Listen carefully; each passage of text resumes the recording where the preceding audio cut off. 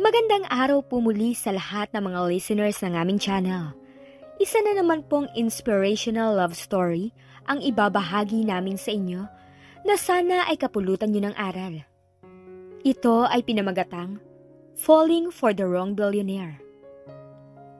Nagbalik bayan si Kindle para sundan ang crush niyang si JP. Pero sa halip, nakatagpo siya ng isang bossy at antipatiko na si Josh Mercado. Hindi niya gusto ang ganitong klase ng lalaki. Pero bakit parang hindi niya matanggihan si Josh? Hindi pwede. Hindi siya pwedeng ma-inlove sa kanya. Pero bago tayo magpatuloy, kung bago ka pa lamang sa aking channel, ay pakilike po ng ating video. Pakiclick din ng subscribe button at bell icon para lagi kayong updated sa mga parating ko pang uploads. Tanaw ni Kindle ang kahanga-hangang tanawin sa kanyang harapan mula sa breakfast pavilion ng Villa Estrella.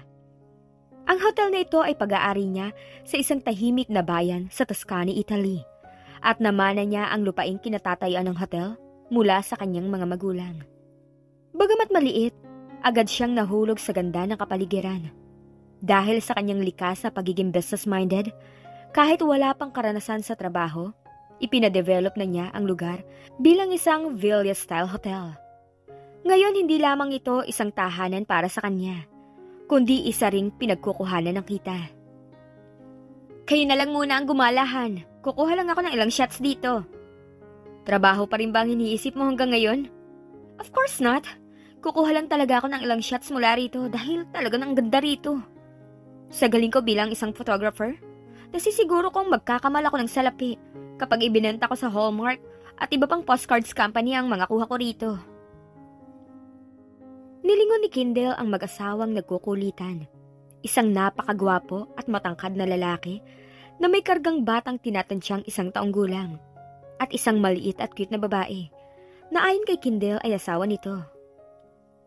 Para kang miyembro ng sindikato kung magsalita, sabi ng lalaki. Miyembro ng sindikato? Ang cheap, leader naman Han, para sosyal kahit paano. The man smiled broadly. Mamumuti talaga ang buhok ko sa konsumisyon sa'yo. Nagrereklamo ka na ba sa lagay na yan? No, I would love to grow old with you, donkey. Pupunta lang kami ni Alexis sa lake sa harap nitong hotel. Makikita mo kami mula rito. Kaya kapag nagsawa ka na rito, puntahan mo na lang kami ron. That was so sweet. Wika niya sa kanyang sarili. Subalit napalakas yata ang pagkakasabi niya nun, kaya nilingon siya ng babae. Sorry, but I couldn't help listening to your conversation. Noipi ka rin? Pinoy? Oo. Niyaya niya ang babae sa mesa niya. My name is Kindle Sanchez. Ngayon lang kami nagkaroon ng Filipino guest dito. Kung ganun, super social itong lugar niyo. Inilahat nito ang kamay nito sa kanya. I'm Donalyn Fajardo. So, dito ka nagtatrabaho? Umupo ito sa bakanteng silya sa kaibayo niya. Not really. I own this hotel. Talaga? Wow! I must say, ito na yata ang pinakamagandang lugar na napuntahan ko dito sa Italy. Thank you. If you don't mind, pwede ko bang ma-feature tong hotel mo sa magazine namin sa Pilipinas? I'm a writer, by the way. Really? Well, that would be nice. Yeah, magandang promotion to para sa inyo. Dahil mag-uumpisa na ang international distribution ng magazine namin. In fact, I have a copy here with me. Isang glossy magazine ang inilapag nito sa mesa. Her eyes immediately caught the pictures of several handsome men on the cover and the caption. The Billionaire Tycoon? Ha? Oh yeah. There's the new boys on the block. Nakangiting tiningnan din ito ang mga larawan. Ang gagwapo nila no, mayayaman din ang mga yan. Kilala mo sila? I created them. Hinipan pa nito ang mga daliri. Nakakatuwang tingnan na sa height nitong marahil 5 talampakan lamang ay punong-puno ito ng confidence sa katawan. Actually, I just wrote about them. They are the young billionaires of our beloved Philippines. My husband Ron was a former billionaire tycoon himself. Yung 5 pang iba, may mga asawa na rin. Pero sa dami ng mga nahumaling sa mga lalaking yun, marami ang nag-request na magkaroon ng batch 2. And there you go. Binuklat ni Kindle ang magazine at habang tinitingnan ang mga larawan, para siyang napapabuntong hininga. Ang mga lalaking nasa larawan ay parang tanging sa mga romance novels lang maaaring matagpuan. Ngunit isang lalaki lang ang talagang nakakuha ng kanyang atensyon. Ang billionaire na si JP Arellano. This is Josh Montes. Itinuro nito ang blow-up picture ng isang lalaki. He's a telecom magnate. Shares of his flagship, wireless telecom outfit, Alphacom, soared 76% during the year. His business empires also includes holdings in retail business, banking, insurance, and auto parts manufacturing in Germany. He also owns more than 1 million ranches all over the world, and he is now making a name in the world of oil production. Biglang tumigil ito sa pagsasalita. Aba, at mas mayaman pa pala kaysa kay Ranko. Kahit hindi siya interesado sa paksa, na-curious na rin siyang malaman na may mga tao pala talagang may kakayahang magpatakbo ng ganun karami at kalalaking negosyo. Wala kasi siyang hilig magbasa ng mga business news, kaya ang makarinig ng mga kwento gaya ng billionaire tycoon ay bago talaga sa kanya. Sino nga ba ang hindi mag-aengganyo? Pinagmasdan ni Kindle ang mukha ng lalaking itinuro. Si Josh Montes. Talaga namang gwapo siya. Marahil ang pinakamagandang lalaki sa lahat. Ngunit may isang bagay sa kanyang mga mata. Kahit hindi ito nakatingin direkta sa kamera, na tila nagpapahiwatig ng isang tahimik na utos na paalisin ng sinuman. Josh is one of the businessmen, patuloy ni Donalyn. But he is also one heck of a man. Kapag nakita mo siya, mas mabuting tingnan mo na lamang siya at pangarapin sa malayo. You'll be safer that way. Alam mo bang panakaw pa ng kunan siya ng larawan? Masyado kasing pribado ang isang yan. Ayaw ng istorbo. Ayaw pa nga niya magpakuha ng picture. Samantalang pang-poster naman ang itsura niya, di ba? Okay lang. Paano mo nga pala nakuha ang mga impormasyong ito tungkol sa kanya? Nagpa-interview siya sa akin. Importante sa kanya ang privacy niya. Pero alam din niya kung ano ang mga bagay na makakatulong sa kanya para mas mapalago pa niya ang kanyang business empire. Oportunista, she said. She flipped the page back to JP Arellano's smiling picture. Not really, just a clever businessman. Sa dami ng pera niya, nakakatulog pa kaya siya na mahimbing sa gabi? Tanungin mo kaya siya, may numero ako ng opisina niya sa Manila. No thanks, but I wouldn't mind having JP number though. Oh, I'm in love, Jen. Sambit ni Kindle sa pinsan niya habang hindi nilulubayan ng tingin ang papalayong lalaki. I'm in love with JP Arellano. Kakalabas lang ng pamilya ni Donna mula sa Villa Estrella nang dumating si JP Arellano, isa sa mga bagong miyembro ng billionaire tycoon. Ayon sa pinsan niyang si Jen, may business meeting sana si JP sa Italy na na-cancel, kaya nagpunta siya sa hotel ni Kindle. Nang makita ni Kindle si JP, halos mapaamo siya sa gulat dahil mula nang makita niya ang larawan nito sa magazine, hindi na ito nawawala sa isip niya. What? I'm in love with him. Ulit niya, hinila niya paupo si Jen. Mamayang hapon pang flight niya, di ba? Have to know him better. What are you talking about? You're not going to. Ask him out on a date. Yes. Sumeryoso ito. Will you ask him out for me? Ibuhos ko kaya sa itong kape mo. At ang matauhan ka. Please, Jen. Sinabi mo kanina na hinahanap mo ang purpose mo sa buhay, di ba? Well, baka ito na yun. My purpose in life is to be an idiot? No, to make sure I'll be happy with the man of my dreams. Ayoko, kung gusto mo siya, ikaw magyaya sa kanyang lumabas. Leave me out of it. Jen, please. I've never asked you for anything before. Ngayon lang, isang beses lang. Kaya pagbigyan mo na ako. Why don't you do it yourself? If you're in love with him, just like you said you are. But I can't. Alam mo naman ang nangyayari kapag inuuna ko ang emosyon ko kaysa sa isip ko, di ba? Yeah, nagiging siraulo ka. That's why you have to do it for me. Baka kasi kung ano pa masabi ko kapag ako nag-imbita sa kanya.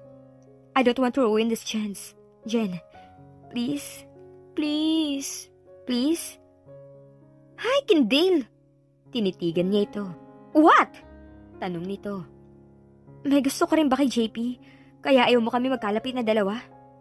Alam mo, ibubuhos ko na talaga sa itong kaping yan. I don't like the guy, okay? So you can stop looking at me like that? Sigurado kang wala ka talagang gusto sa kanya? Ano naman ang gagawin ko sa isang tulad niya? May Claudia na ako. At para matahimik ka na, sige, I'll ask him out for you. Buong maghapon na natili si Kendall sa kanyang silid at nagsukat ng damit para sa date nila ni JP. Habang tinitingnan ng sarili sa salamin, napansin niyang kakaiba ang kanyang reaksyon. Tila interesado siyang malaman kung bakit ganon ang nararamdaman niya kay JP. At oo, tinanggap niyang na-attract siya dito. Bagamat pihikan siya sa lalaki at walang kasintahan sa edad na 28, hinahanap niya ang spark sa unang pagkikita. Ngunit nang dumating ang araw ng kanilang date, hindi siya makapaniwala nang makita ang maiksing note na iniwan ni JP. Ayon dito, kailangan niyang umalis agad dahil sa isang problema sa negosyo sa Pilipinas na nagdulot ng kabiguan kay Kendall sa kabila ng kanyang inaasahan.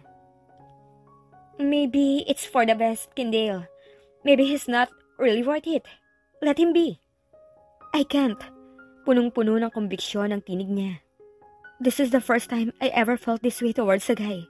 Jen, I've been waiting for this feeling for such a long time. I can't just ignore it. Kendall, baka naman nabibigla ka lang.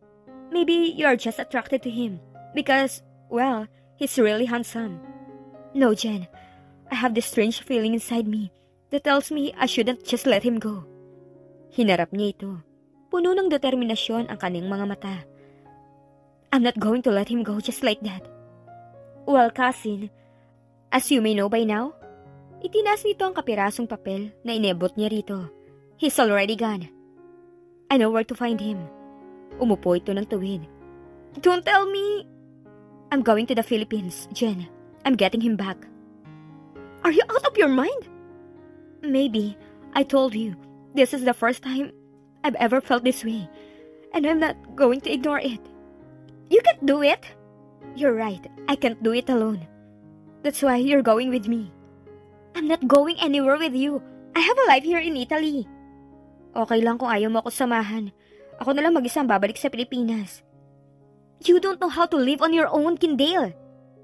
Walang magawa ang mga protesta ni Kendall nang sumama siya sa pagbalik sa Pilipinas. Tumuloy sila sa isang hotel dahil wala na silang tahanan roon at wala na rin kamag-anak na matutuluyan.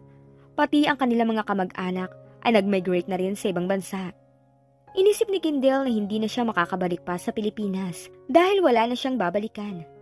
Hindi niya akalain na ang tanging dahilan para siya muling makabalik ay isang lalaking hindi niya lubos na kilala. So, ano nang gagawin mo ngayon? Tanong ni Jen. Sinamahan kita rito dahil nag-aalala ako para sa'yo. Wala na tayong kamag-anak na mahihingan mo ng tulong sakaling malagay ka sa alanganin. Pero isang linggo lamang ilalagi natin dito. Hindi pwedeng iwan natin ang mga trabaho natin sa Italy na matagal. Oo na. Binuksan niya ang kanyang maleta. Inilabas niya mula roon ang kopya niya ng Philippine Stats. Oh, anong gagawin mo dyan? I'm going to contact Donkey. What? You're talking to animals now? Silly. Donkey is Donalyn's nickname. Siya ang writer ng Billionaire Tycoon at siya rin ang nagbigay sa akin itong magazine. Hindi ko nasabi sa iyo pero nagkita kami sa Villa Australia 2 days before JP arrived there.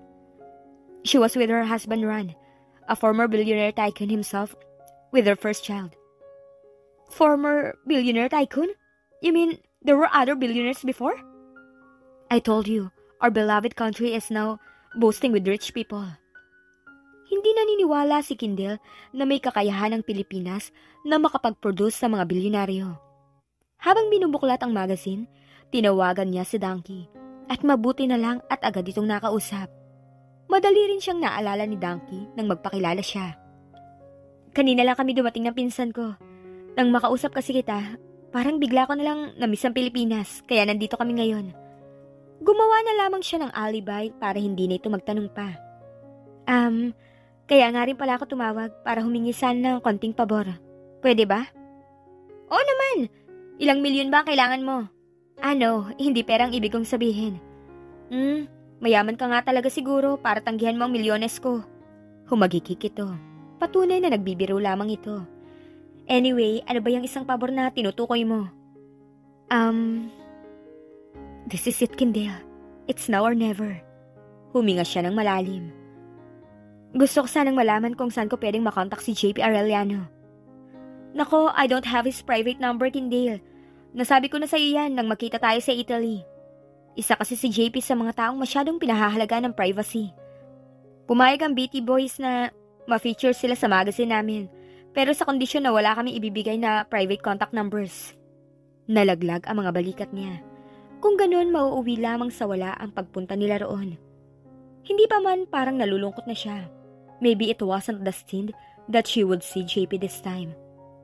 Although, aniya, nabuhayan siya ng loob. What? Excited na sabi. I can make an exception for you. Pakonsuelo dahil binigyan mo kami ng discount nang magstay kami sa Villa Australia. I can give you 1 or 2 pieces of information about him. Mabait naman si JP, lalo na sa mga babae. At magkakakilala na sila na pinsan kong si Jen. Ah well, that's better. Teka lang ha. May narinig siyang iyak ng bata sa kabilang linya. Mukhang nagmamaktol na ang anak nito, kaya hindi niya gaanong maintindihan ang mga addresses na sinasabi nito. Kinakailangan patuloy niyang ipaulit dito ang mga sinabi nito. Thank you very much, Donkey. Got it. JP Arellano is staying at his mansion at the posh Sun View Park subdivision? At St. Clair? St. Clair Estate. Sa Aurora Province yata yun. Bakit may yata? Hindi mo ba sigurado kung sa Aurora nga ang St. Clair State? Sigurado akong sa Aurora Province to. May kaklase ako sa high school na taga roon noon. Dinala niya kami sa St. Clair. Napakagandang pasyalan ang lugar na yon. Paano mo ba nakuha ang mga impormasyong yan? Donkey told me. She just isn't sure where exactly JP is staying at the moment. So, we had to split up. Nagkamot ito sa ulo. Kindale, I don't think this is a good idea. What if may girlfriend na siya? Sabi nga ni Donkey, wala pa. He's very much available. Okay, so what if? What if? Na he doesn't feel the same way about you. Kindale, masasaktan ka lang. Let's go back home. This is home, Jen. She took a deep breath. Alam mo bang, ngayon ko lang na-realize kung bakit hindi man lang ako nagka-interes na matutuhan ng husto ang Italian culture? Kung bakit wala akong pakialam kung hindi man ako matutong mag-Italian agad-agad? Because I know my heart will always be a Filipino. As for JP's feelings, well, he wouldn't know it, would we? Unless magkaroon nga kami ng pagkakataong magkakilala ng husto. And I'm giving ourselves 1 week to know each other well. Kung wala talagang chemistry sa amin, babalik agad tayo sa Italy, promise. Fine! Total, nandito na naman tayo. Gawin mo na ang gusto mong gawin. Good. Ito yung address in Sunview Park. Ako na ang bahala sa St. Clair. Oh, at kapag nakita ko siya, anong gagawin ko? Tell him, I'd like to meet him. Kunin mo ang contact numbers niya para mas madali ang communication namin. Bakit hindi nalang contact numbers niya ang kinuha mo kay Donkey, imbes na home addresses? Wala raw kasing iniwang contact number si JP sa Philippine Stats. I guess that was his reason when he decided not to give his numbers. Hindi ba parang napaka-awkward nun? We barely know him. I barely know him. Pero ikaw, di ba, nagkausap na kayo ng mas matagal nung nandun pa tayo sa Italy? It will be fine. Mabait naman si JP. And he did say he wanted to see us soon. Oo nga, pero bakit ba masyado ka nag-aalala? Everything will be fine, Jen. Don't worry. Tumayo ito. Okay. I'm going to take a shower. Jen, thanks ha. I know I could always count on you. Hay nako, wag ka naman bola. Basta expect the unexpected. Oh, you mean I should expect I would get hurt eventually? If things didn't turn out the way I wanted them? No problem. Alam mo namang ayaw ko masasaktan ka, Kindale. I'm not going to get hurt. Besides, I'm not that sure about my feelings for JP. Kailangan ko makasiguro. Okay, you're the man. Now, where were we? Sinulyapan ni Kindale ang mapa ng probinsya ng Aurora habang patuloy na nagmamaneho. Galing na ako ng Santa Barbara, Malibago, Maubang at San Cristobal. Kung ganon, narito na tayo sa bayan ng Aurora. Pero nasaan ang St. Clair? Umarkila siya ng kotse para hindi siya mahirapan sa gagawing paghahanap kay JP. Marunong siyang magmaneho pero wala siyang local driver's license. dahil high school pa lamang siya nang umalis ng bansa. Ngunit batid niya ang kalakaran sa Pilipinas. Kapag may pera ang isang tao, kahit ano ay pwede nitong makuha. Kaya ngayon heto siya at naglalakbay sa lugar na isang beses pa lamang niyang mapupuntahan. Mabuti na lang talaga na imbento ang mapa. Magandang araw ho. Pwede ho ba magtanong? Ano ba yun, Ineng? Alam niyo ho ba kung saan ko matatagpuan ang St. Clair Estates? Naroon lamang yun sa bandang dulo. Ang problema, masyadong maraming daanan patungo ron. Kaya mag-iingat ka at baka maligaw ka. Salamat ho. May pupuntahan ka bang kamag-anak doon, Ineng? Mahigpit kasing pinagbabawal ang pagpunta roon ng walang pahintulot mula sa may-ari ng St. Clair. Lalo na kung wala kang kakilalang taga roon. Pero hindi ho ba at pag-aari ng lokal na pamahalaan ng lugar na yon? Bakit may nagbabawal na? Matagal nang nabili ng mayayamang negosyanteng St. Clair, Ineng. Bawal na pumunta roon ang hindi pinapaalam sa bagong may-ari. Kaya kung ako sa'yo, mabuting ipaalam mo muna sa taong kakilala mo roon ang pagdating mo para makaiwas ka sa aberya. Sige ho, salamat ho sa tulong niyo. Ilang minuto pa at nakarating siya sa sementadong kalsada na puro matataas na talahib at mga puno ang makikita sa kabila ng bakod na gawa sa kahoy. Noon lamang niya na-realize na hindi lamang isang direksyon ang dinaanan niya. Kaya pala parang nagpapaikot-ikot lamang siya roon dahil tila maze ang disenyo ng mga kasada roon. Parang sinadya na idisenyo ng ganun ang lugar upang iligaw at takutin ang mga magtatangkang pumasok doon. Nice strategy. She picked up her cellphone and called up Jen. Walang sumasagot sa kabilang linya. Maaaring nasa biyahe na rin ito patungo sa Sunview Park. She canceled the call and leaned back against the car seat to rest for a while. Mahaba-haba na ang nababiyahe niya. Hindi niya alam kung bakit biglang pumasok sa isip niya ang naging reaksyon ni Jen nang magkausap sila sa Italy upang planuhin ang balak niyang pagsunod kay JP. Labis na tinutulan nito ang balak niya. She looked like she was afraid of something or was trying to forget something. Come to think of it, noon lamang ito nag-react ng ganun pagdating sa isang lalaki. She knew her cousin. Kahit kailan hindi ito maaaring pasunurin sa mga bagay na ayaw nitong gawin. Kung ganun, gusto rin itong magbalik sa Pilipinas? Gusto rin kaya niya si JP? Well, gwapo at mabait ang binata. Kung siya ngang napakapihikan pagdating sa lalaki ay nahumaling dito. Ang pinsan pa kaya niya na weakness ang mababait at gwapong lalaki? Sorry, Jen. Hindi ko kasi napansin eh. Masyado yata siyang nagpadalos-dalos sa naging desisyon niya. Wala sa hinagap niyang makipag-away o makipag-agawa ng lalaki sa paboritong pinsan. Anyway, nauna naman talaga ito kay JP. She got out of the car and surveyed the whole place. Pero kahit saan siya tumingin, ay mga puno at damo lamang ang nakikita niya. Sumampa siya sa bakod upang malaman kung saan siya pwedeng makalusot. Mabuti na lamang at basa ang lupa na kinabagsakan niya, dala marahil ng pagulan. She looked at her hands and dress. They were muddy. Yuck! Isang lalaki ang nakita niyang nakasakay roon sa isang kabayo. It was like a classic romantic scene from a movie where a knight in shining armor appeared to save a damsel in distress. Ang pagkakaiba lamang ng lalaking ito, he didn't look like he was happy to see a damsel in distress at that moment. Pribadong lugar tong pinasok mo. Umalis ka na. Umalis? Napakagaspang naman ang ugali ng isang to. I don't want intruders in my property. Dahil sanay siya sa mga Italianong sinasamba ang lahat ng babae, nainsulto siya sa ipinakita nitong pagtrato sa kanya. To think na hindi naman ito si JP na siyang may-ari ng lugar na yon. Nanatili siyang hindi kumikilos. Paano kung ayokong umalis? Again, I don't want any intruder in my property. Grabe ka. You know the way out, lady. Hindi man lang nag-alok ng tulong ang damuho. Ang problema sa konting pagkilos lamang, namimilipit na siya sa sakit. Kaya nang kahit paano humupa ang sakit sa kanyang paa, pinilit niyang gumalaw. Malapit nang lumubog ang araw at lalong magiging imposible para sa kanya ang makahanap ng tulong.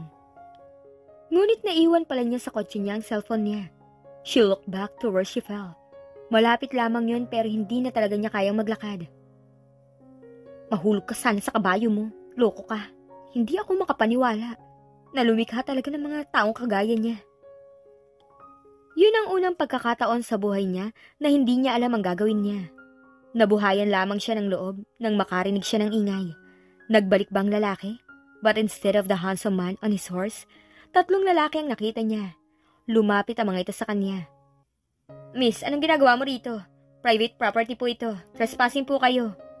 Wala naman talaga akong balak na magtagal dito. Nahulog lang ako sa bakod, kaya nandito pa ako hanggang ngayon.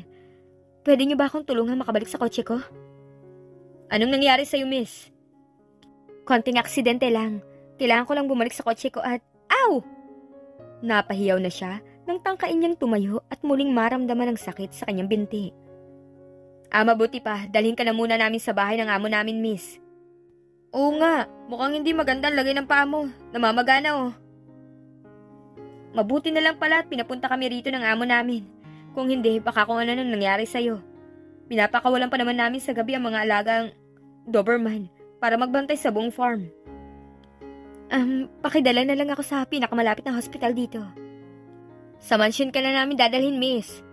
May permiso na kami sa amo namin. Ingatan mo na lang masagi ang binti mo, miss. Baka kasi lumala ang pinsala mo. Tayo na, Bert. Paano ang kotse ko? May nautusan na kami para dalhin yun sa mansyon. Kahit papano ay napanatag na siya. She was safe now. What is this place? Tanong niya habang pinagmamasdan ang kapaligiran. Ang akala niya ay sa ibang bansa lamang siya makakakita ng mga ganong scenes. Ito ang St. Clair Estate. Lahat ng nakikita mo mula rito ay pagmamayari ni Sir Josh. Josh? Inihinto nito ang sasakyan sa harap ng isang mansyon. Agad niyang napansin ang malaking swimming pool sa kanang bahagi nun at ang helipad sa tabi nun. Malapit sa hagdan papasok sa bahay ay ang itim na kabayong nakita niyang sinakyan nito kanina. Kung ganun, sino ho ang may-ari niyan? Si Winstruck? Champion horse yan ang amo namin. Ni JP? JP? Sino yun? Ang may-ari nitong buong farm? Hindi JP ang pangalan ng amo namin. Josh. Josh Mercado ang buong pangalan ni Sir. Josh Mercado? The billionaire boy? Yes. Napalingon siya sa pinanggalingan ng pamilyar na boses na yon. Hindi siya makapaniwala. Ang lokong lalaking nagpalayas sa kanya sa halip na tulungan siya. Hayon at nakatayo na ngayon sa entrada. Sir Josh, nakita namin siya malapit dun sa kalsada. Masama ang lagay niya, kaya dinala na namin siya rito. Tinitigan siya ni Josh. Tinitigan din niya ito. Nais niyang ipaalam dito kung gaano siya nasusuklam dito. I almost died out there. Dalhin niyo siya sa loob. Hindi na kailangan. Hintayin ko na lang ang kotse ko. Babalik na ako sa Maynila. My man said you're hurt. Oo, pero ayoko magkaroon ng utang na loob sa'yo. Hindi kita tinutulungan. Sa mga tauhan ko ikaw magpasalamat. Salamat. Matatagalan pa ba bago dumating ang kotse ko? Pero, miss, hindi mo kakayanin magbiyahe pabalik sa Maynila. Kailangan maagapan yan. Kung hindi, baka lumala yan. Kaya ko pang magmaneho at sa Maynila na lang ako magpapagamot. You can't walk and you can drive. Get her inside the house. I said I don't need... Okay. Dumating na ang sasakyan niya at sa panggigilalas niya ay sumenyas ang nakakainis na lalaki. Huminto ang kotse niya 50 metro ang layo sa kinatatayuan niya. You can go now. Good day. In her condition, paano siya makakapaglakad patungo sa kotse niya? Sira ulo ka pala eh. Tinalikuran siya nito. Naghanap siya ng maaari niyang ibato rito. Miss, ang mabuti pa, sundin mo na lang ang amo namin. At bakit ko siya susundin? Hindi niya ako tusan dito. Kaya lang kailangan mo kasi ng tulong eh. Kaya ayaw kanyang paalisin. Pwede mo ba akong ihatid sa pinakamalapit na hospital dito? O kahit sa klinik na lang? Pero nakatawag na ng doktor si Sir Josh, miss. Binalingan niya ang direksyon ng kotse niya. Hindi siya makakapaglakad patungo roon, pero pwede niyang gamitin ang isang paa niya. Miss, nako! Mabilis siyang inalalayan ng mga tumulong sa kanya kanina. Ngunit sa pagkakataong ito, hindi na siya umasa sa mga ito. I'm fine, kaya ko na to. Pero miss, I said I'm... Ow! Napahiyaw na siya nang maramdaman niya ang pag-angat ng kaniyang katawan sa lupa. Then, she realized someone had grabbed her and swung her onto his shoulder. His shoulder? Bakit ba napakatigas ang ulo niyong mga babae? It was Josh. Paano ito nakalapit sa kanya ng ganun kabilis? Sinuntok niya ang likod nito nang maalala niyang magkadikit ang mga katawan nila ng kasumpa-sumpang lalaking ito. Ibaba mo ako! Ibaba mo ako, sabi! Quiet! Ayoko na maingay. Shut up! Don't tell me to shut up! Shut up! Daig mo pa mga alaga kong kambing kung mag-ingay. Huwag mo kong ikumpara sa kambing. Kung ganun, manahimik ka. Linisan niyo siya. Ayoko na marumi rito sa bahay. Huwag niyo nga akong hawakan. Wala akong karapatang. Ako lang ang masusunod sa loob ng pamamahay ko. Sige, linisan niyo na siya. Kung hindi, sisante kayong dalawa. What? Hindi ako nagbibiro. Tahimik na sumunod ang dalawang katulong. At kahit gusto niyang suwayin ito, hindi niya maaaring isakripisyo ang trabaho ng dalawang katulong. Hindi naman kasi kaila sa kanya kung gaano kahirap maghanap ng trabaho. Kaya hinayaan na lamang niya ang mga itong linisan ang maputik niyang mga paa at mga kamay. Ngunit muli siyang nagulantang nang makita ang ginagawa ni Josh. Bakit ka naguhubad ng t-shirt? Huminto ito sa ginagawa. Dahil dinumihan mo ang damit ko. Bakit dito ka naguhubad? Because this is my room. Your room? Bakit dito mo ako dinala? Bakit? May problema ba kung dito kita dinala sa kwarto ko? Naku ma'am, sorry po. Hindi po namin sinasadya, pasensya na po. This time, ang ingay na ginawa niya ay hindi dahil sa pagtatanong nito. Sobrang sumakit ang kanyang paa. Sabay pang humingi ng paumanhin ang dalawang katulong. Naupo uli siya sa kama. Nakita naman niyang lumapit ang lalaki at pinalayo sa kanya mga katulong. Huwag mo kong hawakan. Lumayo ka sa akin. Puro nalang kamalasan ang nararanasan ko sa tuwing nakikita kita. You're ruining my bedsheet. Ay, naku, yung bedsheet mo. Ipinagbabawal ko ang pagmumura sa loob ng silid ko. Ang sabi ko, bawal magmura sa pamamahay ko. Lalo na matitigas ang ulo. Let me see your injury. Nagulantang na naman siya nang makita niyang nakapatong ang kamay nito sa isang hita niya. Nasampal na sana niya ito kung hindi lamang nito nasalo ang kanyang kamay. Babae ka. Madilim na mukha nito. Siguro naman ngayon, malamig na ang ulo mo. Good. Now, I'm going to call in my maids to help you clean. This time, lady, huwag mo nang subukan kung hanggang saan ang pasensya ko. Dahil kapag pinahirapan mo pa ang mga katulong ko, ako na mismo magbibihis sa'yo. Ma'am, magpalit na ho kayo ng damit. Ha? Basang-basa ho ang damit niyo eh. Nasagi niyo po bang tubig kanina? Hindi na lamang siya umimik. Tahimik siyang nagpalit ng damit. Siya nga pala, kaninong damit ang suot ko? Kay Miss Thea po, dating girlfriend ni Sir Josh. May pumatol sa lalaking yun? Ay, never mind. Salamat sa tulong. Dito ba matutulog ngayong gabi ang amo niyong yun? Baka po sa isa sa mga guest rooms. Basa po kasi ang kama niya. Bukas pa mapapalitan to. Saan guest room? Pakiabot naman sa akin ng telepono, may tatawagan lang ako. Magpapasundo siya roon kay Jen kung kinakailangang umarkila pa sila ng helicopter o kahit eroplano para lamang masundo siya roon ay gagawin niya. Pero bago pa maiabot ng katulong ang telepono, tumunog na yon. Sinagot yun ng isa sa mga katulong. Si Sir Josh po, sandali lang po tatawagin ko. Tatawagin? Kung ganun ay makikita na naman sila ng damuhong yun. Pero huli na dahil nakalabas na ang katulong. Maya-maya ay naroon na uli ang lalaki. Dala ang mga ginamit at pinagbihisan niya. Lumabas na rin ang isa pang katulong. Kaya ngayon, dalawa na lamang sila roon. Ibinaling niya ang tingin sa ibang direksyon. Sino? I don't know, JP. JP? Napalingon siya rito. Hinahanap siya ni JP? Paano nito nalaman na naroon siya? Ikaw si Kendall? Hindi. Ibinalik nito ang telepono sa tainga nito. Yeah, she's here. Si JP ang kausap ko. Hinahanap ka raw ng pinsan mo. Si Jen? Bakit hindi mo siya pinakausap sa akin? I was talking to JP. I just said your cousin was looking for you. That doesn't mean she is with him. Kailan daw nila ako susunduin dito? Mamaya? Kumain ka muna. Baka kung ano pang masabi sa akin ng mga sundo mo. Hindi ako nagugutom. Ikaw ang bahala.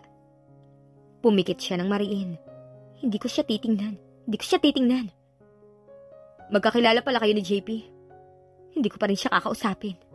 By the way, bayaran mo pala yung bedsheet ko na sinira mo. What? Naniniguro lang akong hindi ka rito aabutan ng kamatayan dahil sa katigasan ng ulo mo. Mas mabubuhay ako na matagal kung hindi ka lalapit sa akin. Dahil ikaw ang dahilan ng lahat ng nangyari kamalasan sa akin. Kung hindi ka nag-trespass sa property ko, hindi sana mangyayari yan sa'yo.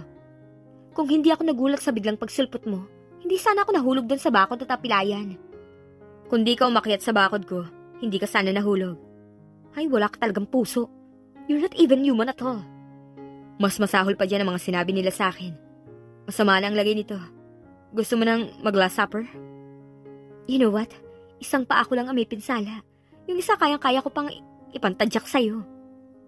Ilaan mo na lang yun sa paglalakad patungo sa dining room dahil 2 footbridge pa ang lalakarin mo bago makarating doon. Na hindi nga ako makalakad No more cursing for a woman like you or you'll die of starvation.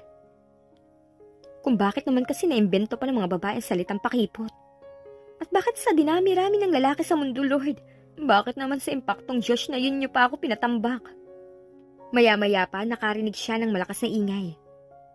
At pagkaraan pa ng 1 o 2 minuto, muling bumukas ang pinto at iniluwanon si Josh. Ngunit hindi pala nag-isa ito. Kinding! Oh my God! Are you alright? Sorry, ngayon lang kami nakarating ni JP. Umalis na tayo rito, Jen.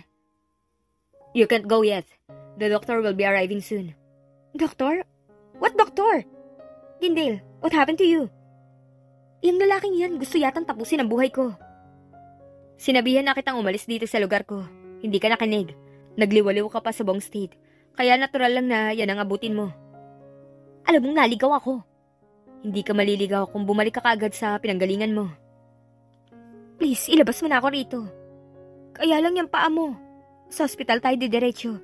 Ayoko na makitang pagmumukha ng lalaking yan. Dahil baka lumala lang ang kalagayan ko. Pero, let's go. Nagulat naman siya sa ginawang pagbuhat sa kanya ni JP. Ngunit nang tumapat sila kay Josh, may kung anong pumasok sa kokote niya. Put me down. Sumunod si JP. Sa kanya sinampal sa pisngi si Josh. That's for me. Tayo na, JP. They're cousins. Wika ni JP nang muli siyang buhatin ito. Thanks, man. Don't mention it.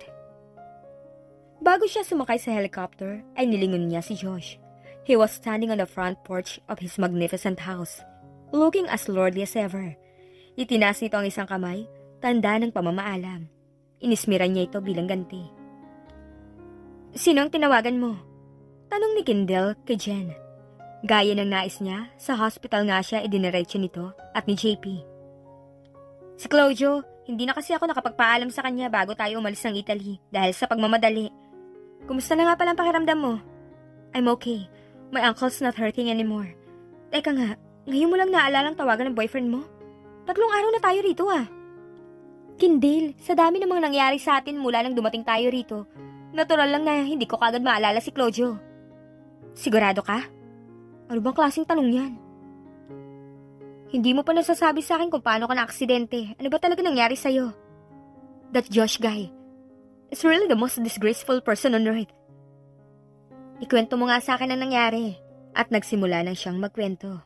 And then, that horrible guy came up to me on his horse and demanded I should leave. What? Hindi ba niya nakita ang kalagayan mo? I don't know. Hindi na ako magtataka kung nakita man niya na may iniinda ko, pero hindi lang niya pinansin. So, anong ginawa mo? Sinumpa ko siya. Anong ginawa niya? Umalis naman siya. I really thought he was going to shoot me when I refused to leave his state. Bakit parang natutuwa ka pa dyan? Dahil kahit paano, nakaganti ako sa kanya. Did you see his face when I slapped him? Yeah, ngumiti lang siya. No, Jen. Nainsulto siya ng husto. Sa maikling panahong pagkakakilala ko sa kanya, alam ko na kung anong ibig sabihin ng iba't ibang ekspresyon ng lalaking yun. Dapat pala nagdala ko ng kamera para nakahuhaan ko ang eksenang yun nang sampalin ko ang Josh na yun. Nabasa mo na ba ang profile niya sa Philippine Stat? Sa lahat ng billionaire profiles na naroon, ang mga nakasulat tungkol kay Josh na yata ang pinakamalayo sa katotohanan. Pinagmasdan ni Kindle ang pinsan niyang nakadungaw sa bintana ng kanilang hotel room. Isang araw lamang siyang nanatili sa hospital pagkatapos siyang mangako sa doktor na tumingin sa kanya na hindi niya igagalaw ang napinsalang paa. May mga saklay siyang magagamit para sa paglalakad-lakad niya sa loob ng silid. Jen, hindi ka pa ba nagsasawa sa tinitingnan mo dyan? Baka makabisado mo na ang bawat kulay ng ilaw sa buong Maynila niyan. You should go out. Huwag kang maburo dito. Sayang beauty mo. I'm not in the mood. Dito na lang ako. May nangyaring hindi maganda sa inyo kahapon ni JP, ano? Pagbalik mo sa kwarto ko kahapon, namumula mga mata mo. Mabuti na lang at nakaalis na si Claudia nun. Kung hindi, lagot sa akin ng JP na yun. Dumating kasi nang nagdaang araw ang boyfriend nito galing Italy at malakas ang kutob niyang nagkita ito at si JP.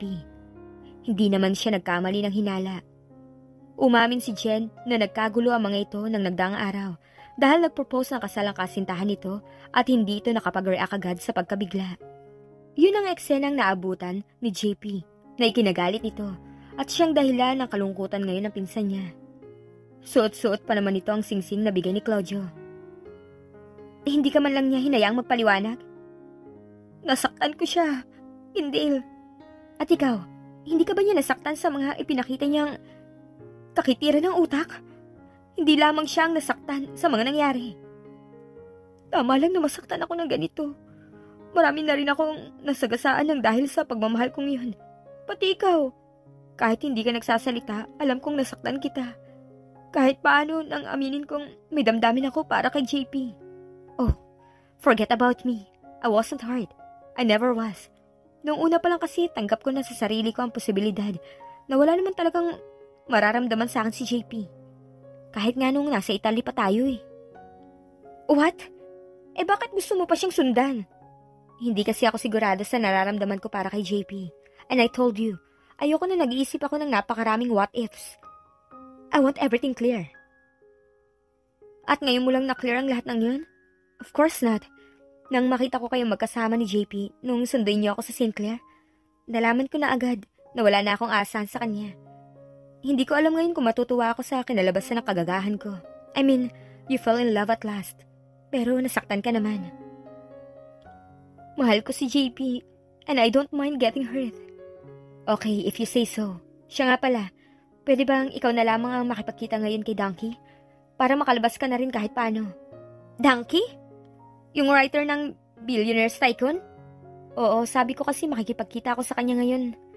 Dahil hindi pa ako pwedeng tumayo na matagal, ikaw na lang mag-sorry para sa akin. Okay, saan ba kayo magkikita? Sa pagbaling niya ay napansin niya ang nakatiklop na damit sa mesitang katabi ng kama niya. Naaalala na naman tuloy niya ang Herodes na pinanggalingan ng naturang damit. Sa inis sinablot niya ang damit at ibinato yun sa ilalim ng kama. Yan, dyan ka! Paano kayo nagka-girlfriend ng antipatikong yun? Siguro pipi at bingi ang babaeng pumatol dun. O kaya naman manhid. O kaya robot. O kaya ginambala siya ng mga katok sa pinto. Napakunot noo siya. Dala ni Jen ang susi nang lumabas ito para hindi na siya tumayo pa para pagbuksan ito pagbalik nito mamaya. Kinuha niya ang mga saklay na nakasandal sa gilid ng kaniyang kama. Sino ba ang... Ikaw? May I come in? No! Wala kang karapatang pumasok sa silid ng may silid, lalo na't hindi ka invited. Now, lumabas ka na. And I'll call the management. Hindi na kailangan. Nasa harap mo na siya ngayon. What? I am the management. I own this hotel. Well, partly owned. May 30% share ako sa Elite Hotel. Sino? Never mind. Excuse me. Josh, lumabas ka na ngayon din. Kumusta na ang paa mo? Ano sa palagay mo? Sumasakit pa ba? Ihampas ko kaya sa itong saklay ko. Lalo mo lang palalalain ang kalagayan mo. Kailangan bang ipa-opera yan? No, ang kailangan ko mawala ka sa paningin ko. Dahil sa tuwing nakikita kita, lagi na lang ako minamalas. Hindi ka lang marunong mag-ingat.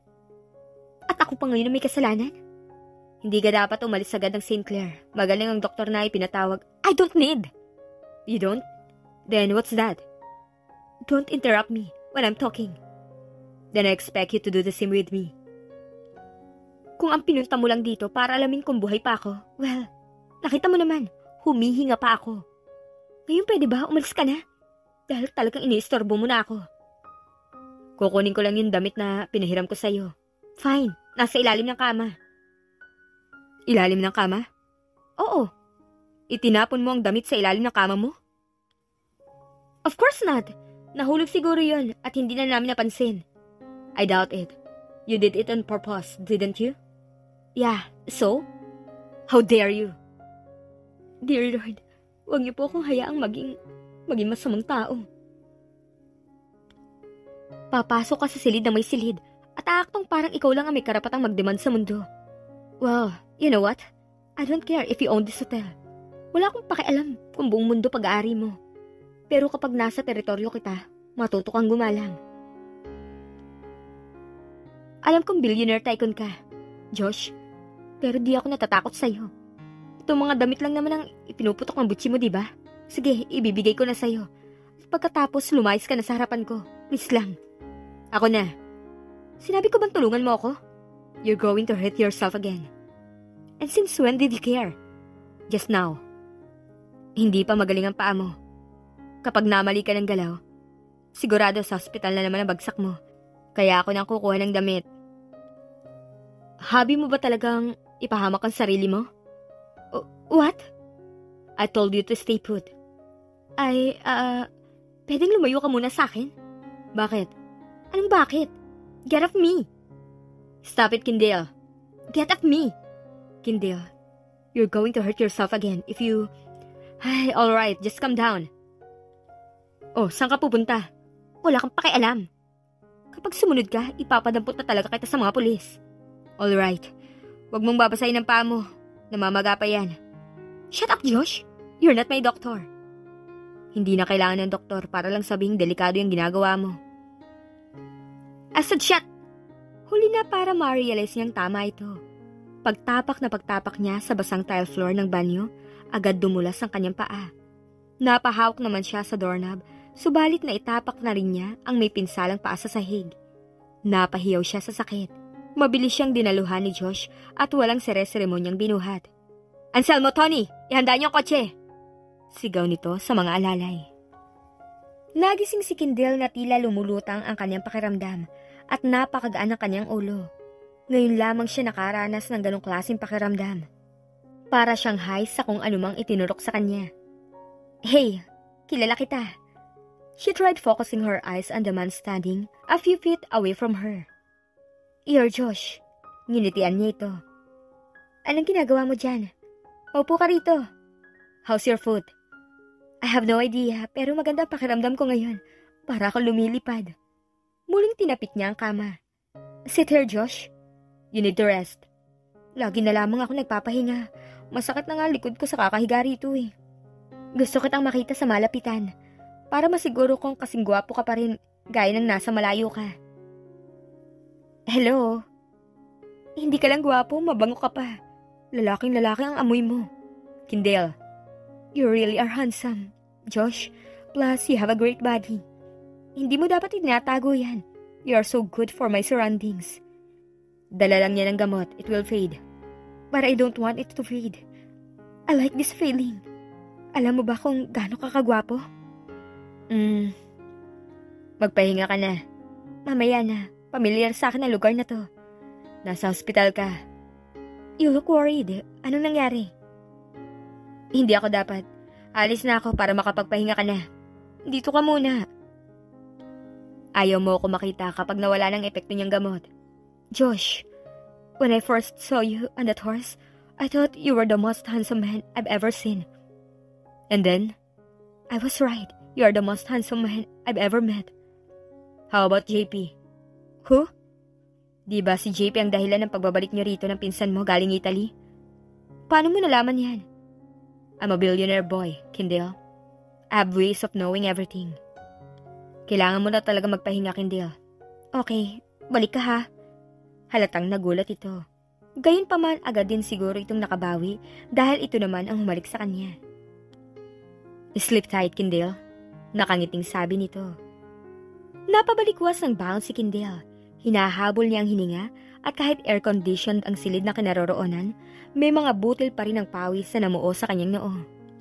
A dream? Aniya sa isip habang sapo ang tumatahip na dibdib. Siya lamang ang naroon. Wala si Jen, wala rin si Josh. Napangiti siya sa huling naisip. What was she thinking? Of course, hindi totoo ang lahat ng yun. Imposible namang may nangyari na hindi niya alam. Ako pa? Hay nako, gutom lang yan.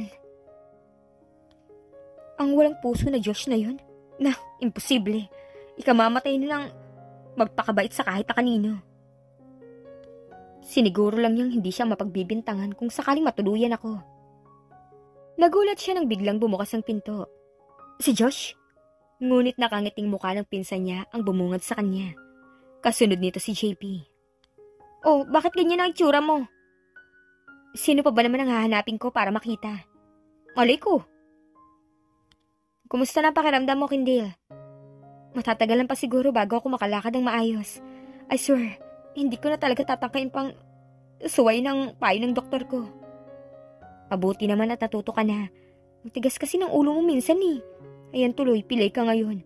Paano kanyan makakasama sa amin pabalik sa Italy? Namin? Mamamanhikan si JP sa mga magulang ko. Para makasal kami kaagad. Kailan ang alis niyo? Bukas na. What? Ayoko maghintay ng matagal, Kendall. Baka mamaya kasi mauntog si Jen at biglang magbago ang isip. Oo nga. Sige, bahala na kayo. Huwag kang mag-alala, Kendall. Kahit wala kami, may mag-aalaga pa rin sa'yo. Ayoko ng nurse. You know how independent I am. Hindi siya nurse. Kamag-anak natin? Ay, wala na tayong kamag-anak dito sa Pilipinas. Don't tell me na ipapasok niyo ako sa home for the aged. Sira, hindi ka tatanggapin doon. Sa mental hospital pwede pa. Pero kidding aside, alam namin magugustuhan mo siya dahil mabait naman siya. I hate it when you talk like that. Fine, fine. Si Josh ang mag-aalaga sa'yo. The billionaire boy? Nagpresenta kasi siyang alagaan ka niya habang wala kami. Nagkasalubong kami sa labas, galing daw siya rito. Dinalaw ka raw niya pero natutulog ka.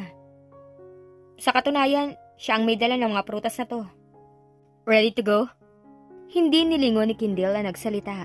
Kung sa bagay, hindi na niya kailangan manghula pa kung sino ang nagmamay-ari ng demanding na boses na yon. I'm not going with you. You don't have any choice. Wala na mag-aasikaso sa'yo mula ngayon. Nakalipad na patungong Italy ang pinsan mo at si JP kaninang umaga. I do have a choice, Josh. And I choose not to go with you. Inabot niya ang mga saklay niya. Pero nagulat siya nang ilayo nito ang mga yun sa kanya. Pinandilatan niya ito. Ano sa tingin mo ginagawa mo? Making sure you won't have any choice. Josh, alam mo, wala akong panahong makipagbiroon sa'yo. Kaya kung pwede lang. Kung pwede lang ibigay mo sa akin yung saklay. At lumayo ka na sa akin. Kung saan man lupalop ka man ng mundo papunta. Ano ba? Okay, Tony, Anselmo. Anong ginagawa nila rito? Papipiliin kita. Bubuhatin ka nila, bubuhatin kita, o sasama ka na maayos sa akin. What? Hindi ko na kailangan ulitin pa, Kindle. Alam ko naintindihan mo ang mga sinabi ko. Sige, gusto mo maabala? Ikaw ang bahala. Ingatan mo mabuti yan. Ayokong magasgasan kahit katiting ang bag ko dahil vintage yan. Walang vintage na backpack. Marunong ka pa sa akin. Akin na nga lang ang saklay ko at nang matapos na to. Iunan na niyo sa kotse. Dalhin niyo rin ang saklay ni Kindle. Yes, boss. Bakit mo pinadala sa kanila ang saklay ko? Ano na ngayon ang gagamitin ko? Nag-request ako ng wheelchair sa hospital para hindi ka na mahirapang maglakad palabas. Hintayin lang natin sandali. Oh God, bakit naging ganun kalino ngayon sa kanya ang dapat ay panaginip lamang? Dapat ay nag-fade na yon. Something wrong? Wala. Sumasakit na naman ba pa mo? Wala nga sabi eh. Iba na ang tanong ko. Antipatiko ka talaga, no? Look who's talking. Oh, bakit kayo nagdala niyan dito? Nasaan ang mga hospital attendants na dapat gumagawa niyan? Okay lang po yun, Mr. Montes.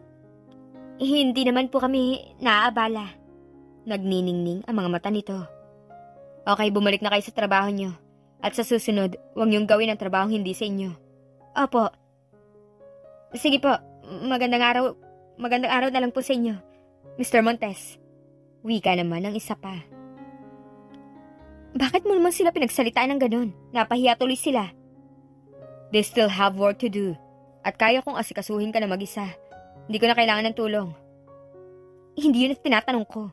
At hindi yun ang sinasabi ko. Hey! Halika na nga. Bilisan mo. Nakakatakot na ang nagiging reaction niya kay Josh. Dapat na niyang patayin ang anumang damdaming namumuo sa kanyang dibdib dahil kung hindi, siguradong malalagot siya. Fortunately for her, she knew just the right thing to do. Bakit sa St. Clair? May bahay naman ako. Reklamo ni Kindale. Saan? Okay, so I'm staying in a hotel. I like it there. And for your information, kaya kong alagaan ang sarili ko. Yes, I can see that. Aksidente to, na ikaw rin naman ang dahilan. Walang aksidenteng sinadyang gawin. Oh, shut up. Murong ka nga, ayokong madidikit sa'yo. This is my car. Who cares? Basta umurong ka. Handa na siyang asarin ito oras na tumanggi ito sa nais niya. Batid kasi niya kung gaano kataas ang pride nito. Kaya gano'n na lamang ang gulat niya nang umurong ito palayo sa kanya.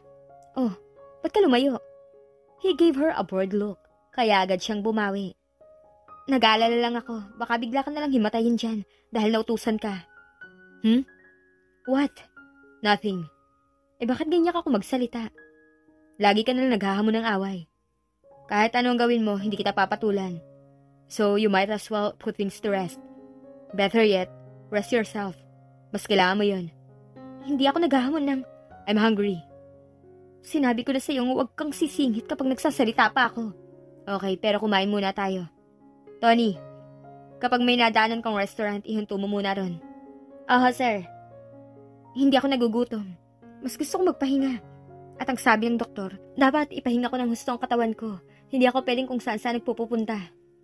Walang sinabi ang doktor na bawal kumain. Ipinayo pa nga niya yun. At hindi ka naman maglalakad. Dinala ko ang wheelchair para masigurong hindi mo na itatapak ang paa mong may pinsala. Ayokong kumain. Suit yourself. Papasok na sila sa parking lot ng isang restaurant nang makita niya ang isang fishball vendor na nagpapahinga di kalayuan sa mga naggagandahan at nagkikintabang kotse. Nilingon niya ang tahimik na binata sa kanyang tabi. Bigla ako nagutom. Parang gusto kong kumain ng fishball. Matagal-tagal na rin mula nang huli ako nakakain nun. Wala kasi nun sa Italy. Tony, sa supermarket na lang tayo dumiretso. Hindi, gusto ko ngayong kumain. Ayun may nagbebenta ron. Marumi yan. Paano mo nalaman? Nalasan ka na ba ng tinda niya? Don't you read health news? No. Gusto ko ng fishball at wala akong pakialam sa mga report na yan. Kapag nalasan ako, saka lang ako maniniwala. Paki-hospital na rin pala ako kapag nangyari nga yun. In the meantime, gusto kong kumain ng fishball. Nasaan ang saklay ko? Tony, ihinto mo ang kotse malapit sa fishball vendor. Gusto raw nitong senyorita natin ng fishball. Manong, meron pa po ba kayong fishball? Meron ho. Pabili kami. Ano pa? Ano pa ba meron? Ako na, dito ka na lang. Iniabot nito sa kanya ang isang maliit na paper plate. Enjoy your meal. Mamaya na tayo umalis. Dito na lang muna ako sa labas kakain. At baka marumihan pa ang loob ng sasakyan mo. Palinis mo pa sa akin yan. Sasakyan lang yan, Kindale. Basta. Tony, Anselmo, baka gusto niyo mag-fishball na muna. Mukhang matatagalan pa tayo rito. Hindi pa naman kami nagugutom, sir, pero salamat na rin ho. Libre mo ba ito, Sir Josh? Manong. Bigyan niyo rin sila. Kayo, sir. Ang akala niya ay tatanggi ito, kaya nagulat siya na kumuha rin ito ng isang stick at nakitusok sa fishball. Isang malakas na busina ng sasakyan ang gumulantang sa kanya, kung kaya't nabitawan niya ang hawak na stick at tumapon yun sa t-shirt niya. Agad namang hinubad ni Josh ang suot nitong overcoat at ibinigay yun sa kanya. Pare, mukhang enjoy ang picnic nyo rito ng mga tauhan mo ah. The guy from the other car, who also happened to be the reason why brown sauce was all over her shirt. Matagal-tagal na rin ako hindi nakakakain nito ah. Libre ni sir. Wika ni Tony. Nagutom kasi si Miss Kindale eh. Kindale? Saka lang siya nilingon nito. Hi there, pretty lady. I can't believe my eyes. May kasama ngang babae sa kotse niya, si Josh Montes. Ano pinakain niya sa'yo? At napasama ka niya sa kanya, Miss Pretty? Ken, you have no business being here. Wala nga, pero gusto ko lang ipaalam sa'yo na naipit ako sa traffic nang dahil sa eksenang ginagawa niyo rito. Mas type kong panoorin ng mga motorista kaysa pagalitan, kaya ako nang lumapit. Kaya kung ako sa'yo, bago ka pa man damputin ng mga pulis for public disturbance, bayaran mo na tong fishbowl na kinain natin at umalis na kayo ha. Istorbo kayo sa daraanan ko. Muli siyang nilingon nito at nginitian. Of course, I know, hindi ka kasama sa kalokohang nitong si Josh. By the way, I'm Ken. But you probably know me already. Sa Italy na mamalagi si Kindle, kaya hindi kanya kilala Ken. Huwag mo na akong suklian. Oh, saan kayo pupunta na magandang binibining to pare? And why would I tell you? Well, I just want to introduce myself to her personally, since you said she doesn't know me. She's not interested. Of course she is. No, she's not. Eh bakit hindi na lang natin tanungin si Kindle para malaman natin kung tama ka nga? Miss, guwapo ba ako? Oo. See that, Josh? She's really into me. Get a life, Ken. And tell your cousin, I canceled our lunch meeting for tomorrow. What? Yes, Ken. And it's your fault. Bakit mo kinansel ang business meeting mo nang dahil lang sa pagtatalo niyong yun? Leave it to me, Kindle.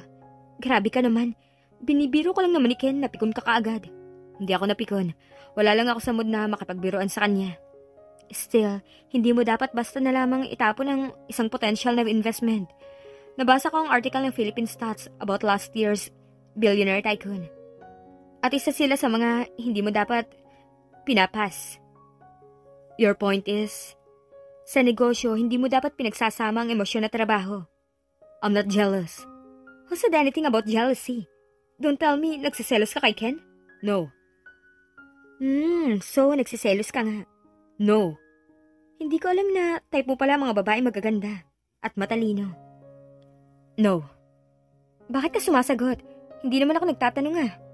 Akala ko bato ka. Hindi naman pala. At higit sa lahat, may taste ka pagdating sa pagpili ng babae magugustuhan mo. Tama na yan, Kindle. You like me. You got jealous of Ken. Aminin mo na. Kindle! Yes, Josh? Revenge is really sweet. As far as I'm concerned, ikaw may gusto sa akin. What? So, aminin mo na ba? Wala akong gusto sa isang unggoy na katulad mo. Mangilabot ka nga sa mga pinagsasabi mo dyan. Kung wala kang gusto sa akin, bakit mo ako hinalikan? Hinalikan? You even said I was the most handsome man you've ever met.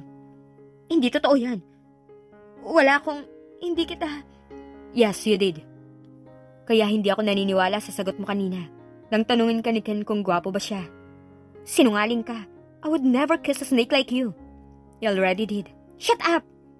Sino ngayon sa atin ang pikon? Kapag hindi ka pa talaga tumigil, ipapadya ko na tong pa ako. At kapag na-hospital ako, alright, I'll stop sa kondisyong wala ka rin namang babanggitin tungkol sa nangyari kanina. And don't worry, I'm the only one who knows. Pabulong na sabi nito. We're here. Dapat kalmado ka lang, Kindle. Act like nothing happened. Act like you don't remember doing it. Deadma lang. Welcome back, Kindle. Tiningnan lang niya ang kamay nitong nakalahad sa kanya. Huwag kang magpapakabait sa akin. Ngaling-ngaling isigaw niya rito. Kindle, sandali lang, nag-iisip pa ako. Sa loob mo na ituloy yan. Hey, ibaba mo ako! Believe me, you wouldn't want me to do that. Dito sa ibaba magiging silid mo, para kung may sipa mo maglakad-lakad, hindi ka na bababa pa ng hagdan. Siya nga pala, kung may kailangan ka, sabihin mo lang sa kanila at hayaan mo silang gawin yun para sa'yo. Ang bili ng doktor mo, hindi na dapat maulit ang nangyari sa paa mo. Hindi na sila nakakasiguro sa kalalabasan ng panibagong pinsala sa paa mo. Kaya wag ka na sana magmatigas pa. Okay. This is Kindle. Huwag niyo siyang hayaang gumawa ng kahit na anong mabigat na bagay. Josh, pilay lang ako at hindi baldado. Ay nako, sinabi ko na diba, huwag matigas ang ulo. I can still do things on my own. No, hindi mo pwede sabihin sa akin kung anong kaya at hindi ko kaya. Fine. Maayos na ba ang silid ni Kindle, Manang Josie? Aha, sir. Nakahanda na rin ho ang tanghalian kung gusto niya nang kumain. Pakisunod na lang ho yun sa amin. Sige ho. Busog pa ako, mamaya na lang ako kakain. Mamaya na lang ho pala. Hindi ka pa raw kumakain hanggang ngayon, hapon na. Ha? Inaantok pa ako. Kailangan mo kumain, inom ka pa ng gamot. I sound like my cousin. Bakit kanya ka kung makatingin sa akin? Na-realize ko lang, you're different when you have just awakened. Meaning, mas madali kang kausap, but I think I can deal better with a fully awake Kindle. And you still look the same, even when I just woke up. Meaning, gwapo ka pa rin. Isang ngiti naman dyan. What for? Naisip ko lang na siguro mag-iibang itsura mo kapag umiti ka. Ano bang inaasahan mong magiging itsura ko sa pagngiti ko? Wala naman masyado. Sa tingin ko kasi, mas magiging gwapo ka pa kung magagawa mo lang banatin niyang mga labi at pisngi mo. Humikab siya, inaantok pa siya. I don't have any reason to smile. E di isipin mo na lang na iniisip mo ang ngumiti ka sa akin nang dalawin mo ako sa hospital kahapon. You should smile more. So anong iniisip mo para makangiti ka ng ganyan? The last time we had this kind of conversation. Doon sa hospital? Wala naman ako natatanda ang nag-joke ako nun ah. Wala nga. Kung ganun, bakit ganyan ang pagkakangiti mo? Hindi mo ba talaga maalala? When you're in a state like this, do you? Ewan ko, but I remember kissing you. I'm glad you did. Hindi alam ni Kindle kung gaano kahaba siyang natulog. Basta nang magising siya, ay magaan ang kanyang pakiramdam. Pero kumukulo naman ang kanyang tiyan. Nakarinig siya ng mga katok sa pinto. Kasunod nun, pumasok sa silid si Manang Josie. Kasunod nito ang isang unipormadong katulong na may dalang food tray. Mabuti naman at gising ka na. Gutom ka na siguro. Medyo nga ho. Salamat po. Kaya mo bang kumain ng mag-isa, iha? Manang, huwag niyo sabihing OA rin kayo. Kaya ng amo niyong yun. Nako, hindi naman. Sinusunod lang namin ang utos ni Sir. Kung sa bagay, tama naman siya. Tiningnan nito ang nakakast niyang paa. Mukhang hindi talaga maganda ang lagay niyan. Okay lang ho ako. Ang sarap ho nito ah.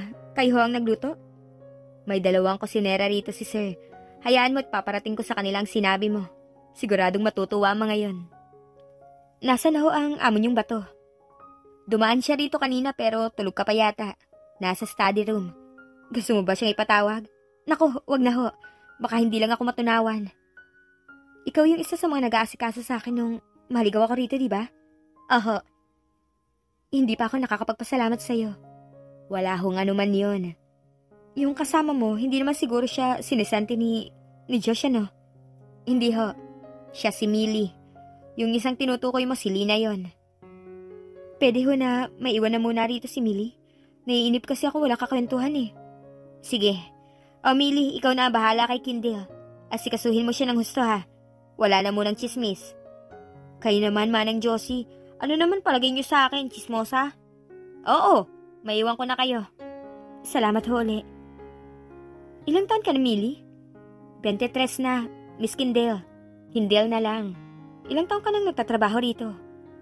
Matagal-tagal na rin po. Hindi ko na matandaan eh. Bakit mo na itanong?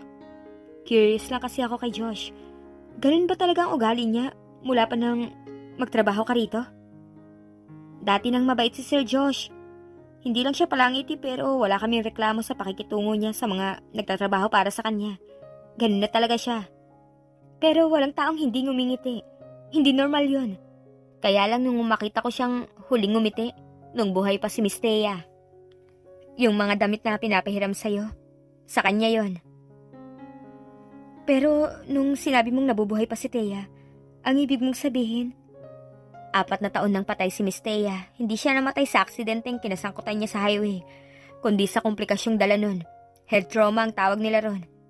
Nung mga panahong yun, hindi pa ganun kalakas ang mga negosyo ni Sir, kaya hindi niya agad nadala sa ibang bansa si Miss Thea, kung saan maaari sana siyang maoperahan. Kaya hayon, namatay siya ng ganun-ganun na lang.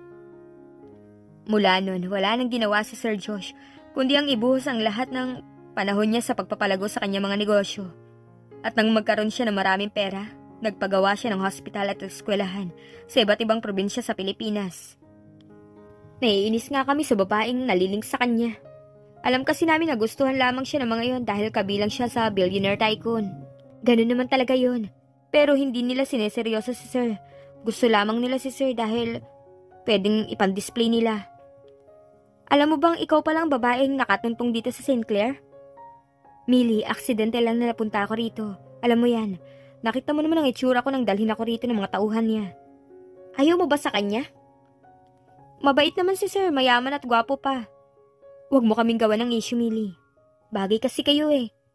Di ba, crush mo siya? Oo, pero mas bagay kayo. Isa pa, mukhang gusto ka rin niya. Ha? Si Josh ang tipo ng lalaking isang beses lang magmahal.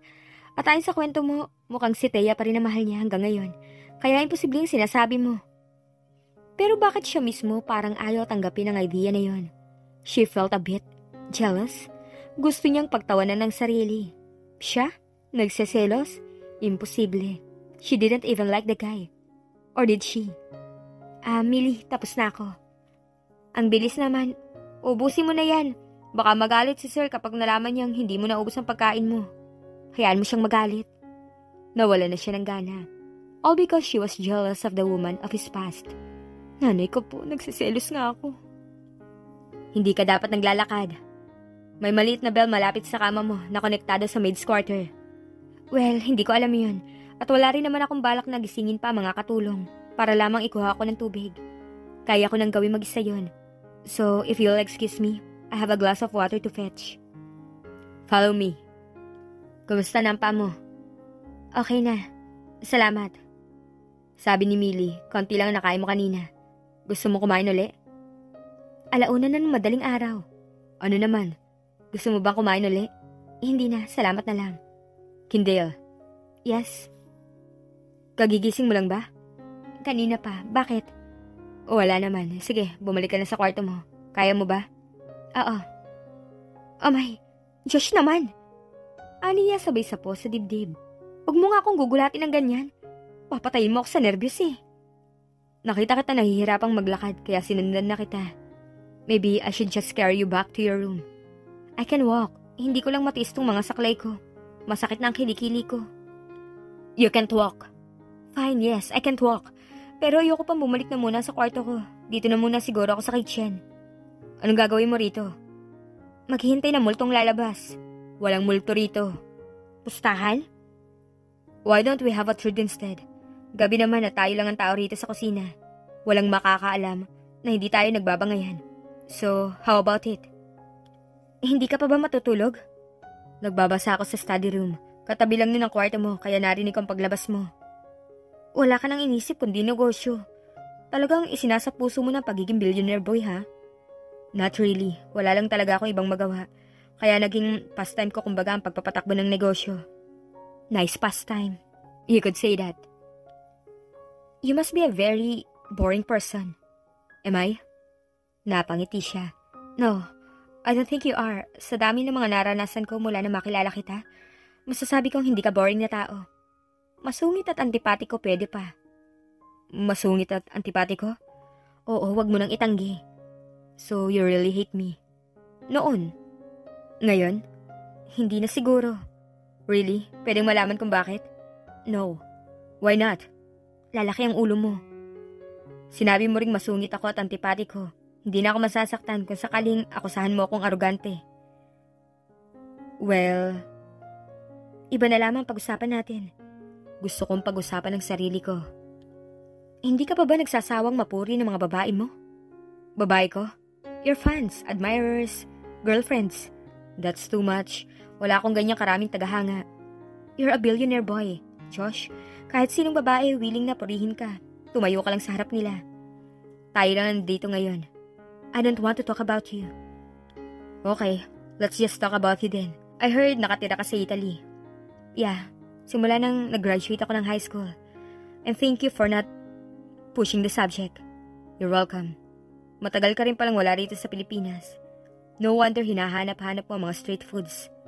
Oo nga eh, ilang araw pa lang akong nakiki-reconnect sa kulturang kinagisnan ko. Namiss ko talaga yun ng gusto. Yun bang dahilan kung bakit parang sa loob ng maraming taon na paninirahan mo sa Italy, wala ka pa ring Italian accent? Maybe. Para kasi sa akin, sapat na yun. I don't have to learn their way of living as well. Mas gusto ko pa rin maging Pinoy. That's nice. So, what brought you back here? Vacation? No. JP. Crush ko kasi si JP simula nang makita ko yung picture niya sa magazine na ibinigay sa akin ni Danky. Kahit kailan, hindi ako nakaramdam ng ganong interes sa lalaki sa buong buhay ko. Kaya sinabi ko kay Jen na susundan ko siya rito sa Pilipinas. Ang nangyari, na-in-love sila sa isa't isa. And you're stuck here with me. Hindi ka ba nagselos? Hindi na ako nagkaroon ng pagkakataon eh. Nakilala na kasi inabot na kasi ako ng sangkatarbang disgrasya. Nakita mo naman, kung hindi ospital, ikaw ang, pwedeng pahingi ng kape. Tikman mo kung gusto mo ang timpla ko. Josh, ano to? Asukal na hinaluan ng kape? Sobrang tamis. I really stuck at this. Ikukuha na lang uli kita ng kape sa percolator at ikaw na ang bahala magtimpla. Mabuti pa nga, hindi ka talaga sanay magtrabaho, ano? No, dito lang ako sa pagtitimpla ng kape, walang silbi. Kahit pala bilyonaryo, may flow pa rin. Josh, can I ask you something? What? Bakit hindi pa kita nakikita ngumiti? I just don't have any reason to smile. Kahit minsan? Well, there's one. Nakita mo na akong ngumiti, Kindle. Hindi mo lang maalala. Ha? Kaya ipapaalala ko na lang sa'yo. I smiled the last time you kissed me. I did not. I told you, hindi mo na naalala yon. Hindi yan totoo. Pinagtitripan mo lang ako. Calm down, Kindle. Hindi mo pa nga nauubos ang kape mo, ninenervyos ka na. Hindi kasi kita hinalikan. There's no need to panic. Drink your coffee. It's good for your nerves. I did not kiss you. Okay. Tutulungan na kita. No, ibigay mo na lang sa akin ang mga saklay ko. Kaya ko na mag-isa. Kindle, I said I'm fine. Kung kaya mo na talaga, kunin mo. Kindle, minsan kailangan mo ring tanggapin na may mga bagay kang hindi kayang gawin. Ask my help.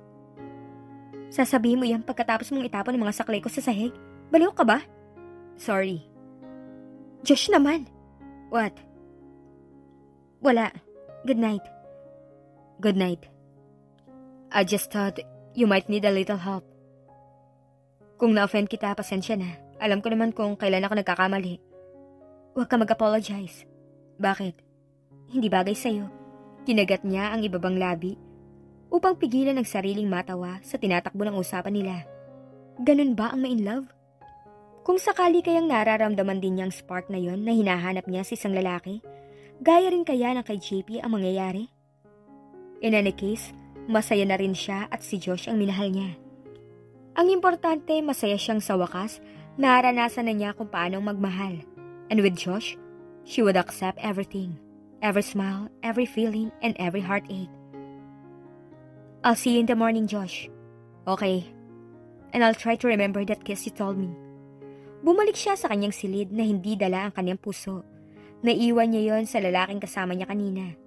Hindi nga lang niya alam kung alam nitong naiwan niya ang puso niya rito. Good morning! Agad na napangiti si Kindle nang makita kung sino ang bisita niya ng umagang yon. May dala si Josh na pagkain para sa kanya. Kanina pa siya gising dahil hindi siya nakatulog ng maayos dahil sa kakaisip dito. Inilagay nito sa ibabaw ng bedside table ang tray, saka naupo sa gilid ng kanyang kama. Nakatulog ka ba na maayos? Medyo. May problema ba? Wala naman. Hindi na niya ipinagkait pa sa sariling muling mapagmasdan na mukhang yun. I miss you. He rewarded her with a great smile of his. We just talked last night. Kagabi pa yon, iba ngayon. You still look good even with this. Kailan ka kaya papangit? Hindi mangyayari yon. Ang yabang mo. Matagal na. I miss you too. Talaga? Sana, lagi ka nalang ganito. Alin? Yung laging nawawala sa sarili? Don't worry, hindi na yan may aalis sa akin. Inborn na kasi akong siraulo eh. Hindi pa ako nakakapagpasalamat sa'yo, Josh. Walang anuman. Wala pa nga ako sinasabi. Okay lang yun, hindi mo kailangang magpasalamat. Ang totoo, ako pa nga dapat ang magpasalamat sa'yo. Dahil ginulok ang katahimikan dito sa lupain mo? Oo. In a good way naman, ang naging panggugulo mo eh. Yan, linawin mo. So, para saan nga pala yung paghaplos-haplos mo sa mukha ko? I like touching your face. And I love watching the glow in your eyes when you're angry. Angry? Hindi naman ako galit ngayon ah. I said when you're angry. Ah, sa ginagawa mong yan, Josh, isipin kong gusto mo akong halikan. Good guess. Bakit? Sa lahat ng babaeng nakilala ko, ikaw lang ang tanging nagtanong sa akin kung bakit gusto kitang halikan. Hindi ba dapat? Pasensya na, ngayon lang ako nakakaranas ng ganito. And you're forgiven then. Unti-unting bumaba ang mukha nito sa kanyang mukha. She could only close her eyes as she felt his hot breath. Ito ang bagay na pinapangarap niya sa buong buhay niya. Dahil gusto niyang maramdaman ng buong buo ang lahat sa oras na umibig siya ng totoo at wala siyang pinagsisisihan sa naging desisyon. Ngayon parang natupad na ang lahat ng kanyang mga pangarap. With her prince in her arms, love in her heart, and a kiss that brought her to the top of the world. I love you, Josh. He didn't say anything. It was okay with her. What? Wala naman. Kulang pa ba? Pwede. He kissed her again. Satisfied? Maso yung pinisil nito ang kanyang ilong. Abuso ka na, Ale. What can I do? You're my first kiss. Are you kidding me? No. Hopeless romantic ako eh. Gusto ko lalaki, mahal ko ang halikan ko. But you're living in Italy. Italian men are notorious for loving just any woman. Oo, kaya nga ilang beses na akong nakulong for physical injury. Pinagsusuntok ko kasi ang mga lalaki nagtangkang humalik sa akin. Ibang klaseng babae ka talaga. Buti hindi mo ako sinuntok. Didn't you hear me? Sabi ko, ang lalaking mahal ko lang ang papayagan kong halikan ako. Ngumiti lang ito at wala nang iba pang sinabi. Parang gusto niyang magtaka. Wala man lang bang masasabi ito sa mga ipinagtapat niya? O wala man lamang bang sasabihin ito sa kanya? Tinanguan niya ang sariling konsensya. Tatanggapin niya ang lahat-lahat dito. Kumain ka na muna ng breakfast. Ako naman, kailangan na rin umalis. Aalis ka? Tumawag ang kaibigan ko. Sasaglit ako sa Maynila para kausapin sila. Pagbalik ko, mag-uusap tayo. Tungkol saan? Saka ko nasasabihin sa'yo. Kung inaantok ka pa, matulog ka na ulit. Mabuti pa nga, wala naman pala akong gwapong mukhang makikita. Kahit maglakad-lakad ako sa buong bahay. Nang magising si Kendall, agad na lumipad ang tingin niya sa relong nakasabit sa dingding. Alauna na madaling araw. Naalala niya si Josh. Dali-daling lumabas siya ng silid niya. Nakasalubong niya sa pasilyo si Manang Josie. Oh, gising ka na pala. Manang, dumating na ho ba si Josh? Oo, siya nga ang nagdala sa'yo sa silid mo. Nang makatulog ka sa sala eh. Pero, naroon na naman siya sa study room. Puntahan mo na lang siya ron. Sige po, good night po. Good night din sa'yo, Iha. Josh? Walang sumasagot. Pwedeng mag-usap tayo sandali? Josh? Agad niyang nakita ito. Nakaupo ito sa couch at natutulog. Napapalibutan ito ng mga patong-patong na libro. So, this was his life. Business meetings, business reports, business magazines, business conferences. Alam mo, sa lahat ng mga boring na negosyante, ikaw ang pinaka-interesante. Hinaplos niya ang buhok nitong bahagyang tumatabing sa mukha nito. He slept like an angel. Muntik na siyang matawa. May palagay siyang hindi matatanggap ng macho image nito kapag narinig nitong ikinukumpara niya ang pagtulog nito sa isang anghel. Doon niya napansin ang tila tela na sumabit sa kamay nito. Maingat na inalis niya yon upang hindi maistorbo ang pagtulog nito. Pero nagulat siya dahil hindi pala tela yon, kundi isang damit. At yun ang mga damit na isinuot niya nang mabasa ang sarili niyang damit dahil binuhusan siya nito ng tubig upang mapakalma. Tea's dress. Nagising si Josh. Kendall, what are you doing here? You're supposed to be in bed. Pasensya ka na kung nagising kita. Sige, babalik na lang ako sa silid ko. May problema ba, Kendall? Is that her? She's beautiful. Yes. Napalunok siya. Nabanggit lang sa akin ng mga kasambahay mo. I'm sorry. Siya ang dahilan kung bakit hanggang ngayon sa kabila ng financial status mo sa buhay, single ka pa rin. Hindi ito Mick. Do you still love her? I've always loved her. Matagal na siyang namayapa, Josh. Move on. I'm moving on. No, Josh. You haven't moved on. Ikaw na rin ang nagsabi, mahal mo pa rin siya hanggang ngayon. She's been dead for years. You're not. Huwag kang magluksa habang buhay. Don't you talk about her like that. Igalang mo ang alaala ni Thea. Ikaw ang hindi gumagalang sa alaala niya. You're loving her when you're supposed to just keep her memories in your heart. Wake up, Josh. She can't love you back. Go back to your room, Kindle, and please, next time, have some respect for the dead. And remember, you're still in my house. She turned and walked towards the door. Tears were streaming down her eyes. Ngunit bago lumabas ay nagpahabol pa siya. Next time, when you kiss a woman, make sure she wouldn't know what you really feel about her after that. Kamusta na si Tita Sylvia? Nakatayo sa front porch si Kindle habang kausap sa telepono si Jen. Okay naman, siya nga pala. Habang nandito pa kami ni JP, tiningnan muna niya kalagayan ng Villa Estrella. He's really a genius in business. You should see how your employees worship him. Yeah? I can't wait to see them all. Pakisabi sa kanilang huwag silang masyadong masanay na wala ako. Bakit? Babalik ka na agad dito? Masyado na nga matagal ako nawala dyan, diba? Baka hindi na ako makilala ng mga tauhan ko. Kung mananatili pa ako rito ng ilang araw. Nakapagpabook na ako ng flight para sa Italy. Maybe I'll be there in about a day or two. Pero Kindle, I thought you're enjoying your stay there. Yun ang sinabi mo sa akin nung huli tayo nagkausap. Well, bigla ko na lang kasing namiss ang Italy. Don't give me that crap. Pareho nating alam na wala ka naman pakialam kung magunaw man ang buong Italia ngayon. That's not true. I do care about Italy. Spaghetti. See? Hindi ito tumawa. Kindle, did something happen? No. Don't lie to me. I never lied to you. You just did. Anong nangyari? Si Josh ba? Ano naman ang ginawa ng timawang yung sayo? I fell in love with that timawa. What? JP, tumahimik ka nga muna. I'm talking to my cousin. Bahala ka. Tawagan mo siya kung gusto mo. Anyway, hello Kindle. Are you still there? Yeah.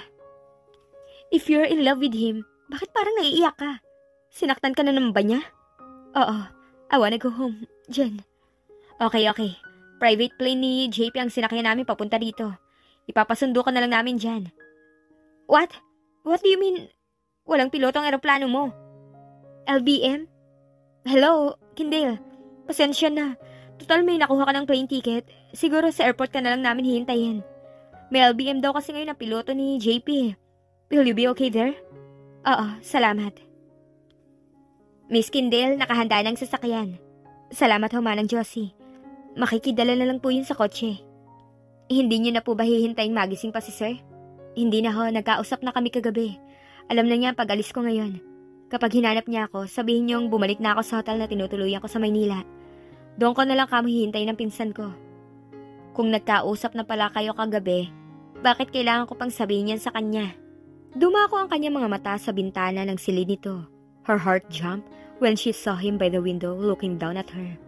May kausap ito sa cellphone nito. Napakalayo nito upang matitigan niya ng mabuti ang gwapong mukha nito. Sinisiguro ba nitong makakaalis nga talaga siya roon? She tried to smile at him, but he just moved out of the window. Tumulo ang mga luha niya. Ngunit mabilis na tinuyo niya mga yon. Binalingan niya si Manang Josie na mangyak-ngyak na. Pagsabihan niyo yung masungit niyong among yon na wag na siyang matutulog sa study room. Hindi komportablang sa faron. Napansin niya paghinto ng sasakyan nila. Nagtatakang binalingan niya ang driver. Bakit ho tayo tumigil? Si Sir Josh ho kasi. Si Josh? Kanina pa siguro niya tayo sinusundan. Ngayon ko lang napansin. Baka ho, sinisiguro lang niyang makakalabas tayo na maayos ng St. Clair. Umalis na ho tayo. Pero miss, sige na ho. Idiretso niyo na Manghiner. Tumalima naman ang driver kahit tila nalilito na. Pero naunahan sila ni Josh at humarang sa daranan nila. Napilitan na talagang huminto ang kanilang sasakyan. Kahit ang pagsasalubong ng mga kilay nito habang palapit sa sasakyan nila, ay tila naging asset pa nito sa halip na kapintasan. Lumabas ka dyan. Mag-usap tayo. Malilate na ako sa flight ko, Josh. Hindi ka malilate dahil wala ka ng flight na hahabulin. Kinancel ko ang plane ticket mo. What? You can't do that. I already did. Now, get out of the car. After you canceled my flight? Paano? I know the things I own. Manghiner, pakiasikaso na lang muna si Winstruck. Ano pang kailangan mo? Aalis na ako. Hindi ka pa ba masaya? Bakit ka aalis? At bakit wala ka sinasabi sa akin? Kung hindi pa ako tinawagan ni JP kanina, hindi ko pa malalaman ang plano mong pagbalik sa Italy. Hindi ako isang bagay na pagmamay-ari mo, Josh. Aalis ako kung kailan ko gusto. Bakit nga? Because I'm in love with you. Aalis ako para hindi ko na makita ang galit mo dahil sa mga sinabi ko kagabi. Alam ko masakit ang mga sinabi ko. Pero wala akong balak na bawiin ang mga iyon. Thea can't love you back, Josh. But I can. And yet you still choose her. Ang hangal mo talaga. Nakakainis ka na. Who says I want you to go? Shut up. I don't want to talk to you. Kendall, I don't want you to go. Ewan ko sa'yo.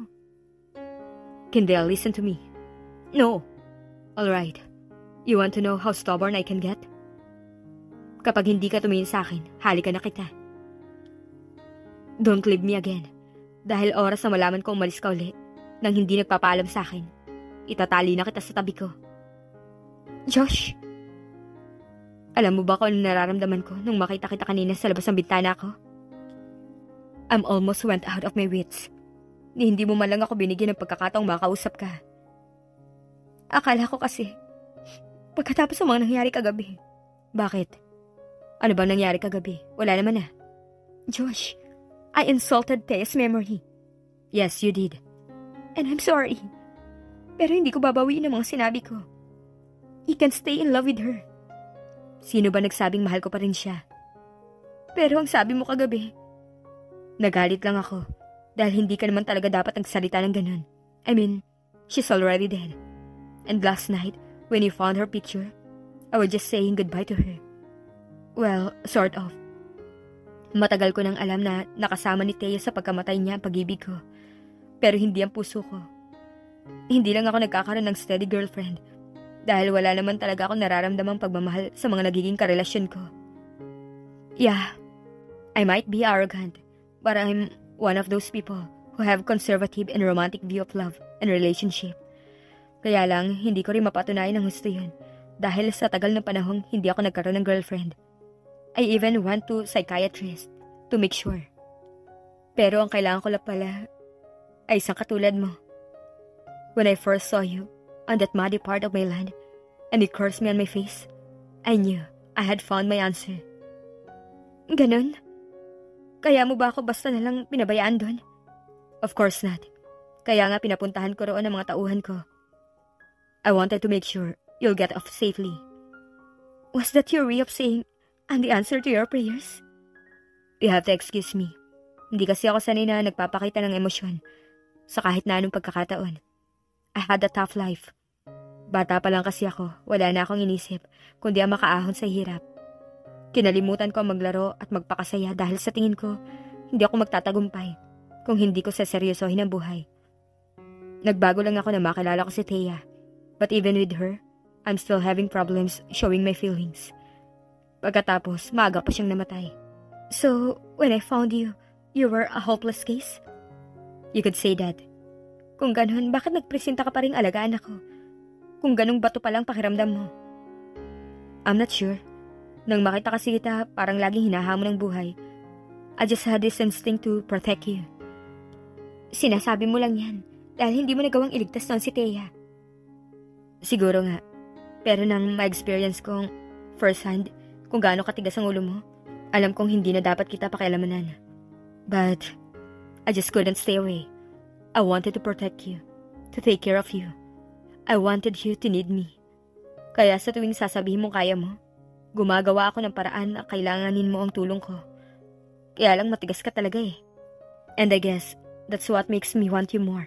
Of course, that's aside from the fact that you're the only woman who kissed me and then forgot about it. Completely. So, I did kiss you, ha? Hindi ko alam kung i-consider ko yun na masama o mabuti. Kahapon ng umaga nang sabihin mong mahal mo ako, hindi ako naniwala. Sinadya ko kasing puntahan ka ng ganong oras para maranasan ko kung paano maging lalaki sa buhay mo kahit sa sandaling panahon lang. Alam ko kasi kapag bagong gising ka, hindi ka away ang tingin mo sa akin at hindi galit ang nararamdaman mo para sa akin. Kaya pala nagsabihin ko mahal kita, wala ka man lang reaksyon. Dahil akala mo nananaginip pa rin ako. You always look at me like I'm the only man in your life. But only when you're just half awake. Oo, sakit ko na nga yun. Pero kahapon ng umaga, gising-nagsing ako noon. Kasi hindi nga ako nakatulog ng maayos ng nagdaang gabi. Noon ko kasi tinanggap sa sarili ko na mahal na kita. So you mean, yes. Are you? Yeah. Alam mo ba ang tinatanong ko? Hindi, pero kung ano man yun, yes lang ako. Nakita mo naman kahit anong sabihin mo sinusunod ko. Kahit nung una pa. At wala pang sino man ang nakapagpasunod sa akin. Kahit hindi naman nila ako inutusan. Akala ko hindi ko na makikita ang mukhang to kahit kailan. Huwag ka nang umalis, dito ka na lang. You may not need me, but I need you. Ikaw ang dahilan kung bakit nagkaroon ng buhay ang St. Clair. Kindle, please, say you'll stay. Paano pa ako makakaalis? Pinakancel mo na ang plane ticket ko. May bala ka pa rin umalis? Papayagan mo ba ako? Hindi. I will bust all the planes in the country just to make sure you won't be able to live again. You'll do that? Maybe. Pero ayoko naman mabankrupt ang mga airline companies dito sa Pilipinas. Kaibigan ko ang isa doon. Hindi man niya madudurog ang business empire ko. But with the help of his friends, wala na siyang pakialam sa mga sinasabi nito.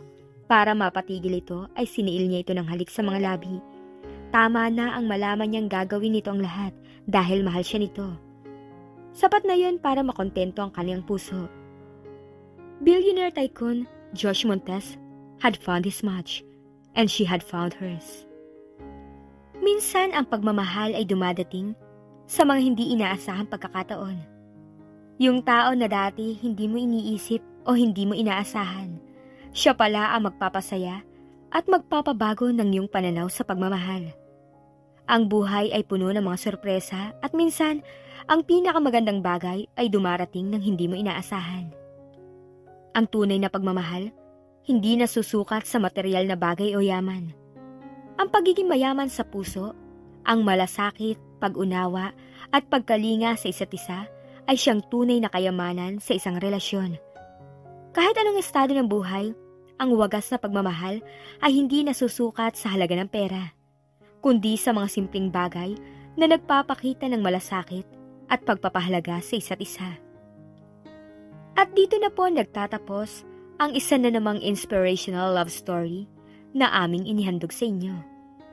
Maraming salamat po sa mga likes, comments, and new subscribers. Sana po muli niyong subaybayan ang mga susunod na love story na ibabahagi namin sa inyo. Thank you and God bless you all.